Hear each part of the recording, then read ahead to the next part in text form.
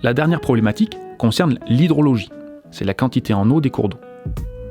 Les bassins versants du Littroux et du Joron sont naturellement séchants, de par la composition de leur sol, majoritairement granitique et argileux, qui ne retiennent pas l'eau. Il est donc normal que certains petits affluents en tête de bassins versants se retrouvent asséchés en été.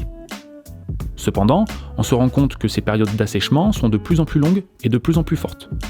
Les débits des cours d'eau principaux du Littroux et du Joron sont de plus en plus faibles en été.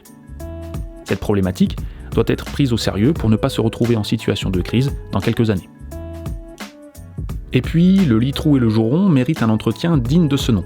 Léger, pour seulement enlever les accumulations de bois mort et les arbres en travers problématiques pour les infrastructures routières, car le bois mort a des vertus biologiques reconnues et abrite une biodiversité riche.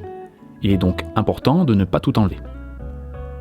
Les nombreux déchets présents dans les cours d'eau doivent également être retirés car ils deviennent problématiques pour l'écoulement de l'eau, mais surtout pour sa qualité.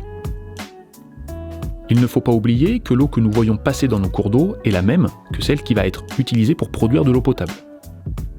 Plus cette eau sera dégradée, plus le coût de la dépollution va être important. Il est donc dommage de polluer pour dépolluer derrière. C'est aussi et avant tout une question de santé publique. Vous l'aurez compris, le Littroux et le Joron ont été fortement impactés par l'homme. Un travail conséquent a donc été engagé en partenariat avec l'Agence de l'eau Loire-Bretagne et le Conseil départemental du Puy-de-Dôme pour diagnostiquer les masses d'eau, réaliser des études et travailler sur un plan d'action et de travaux efficaces.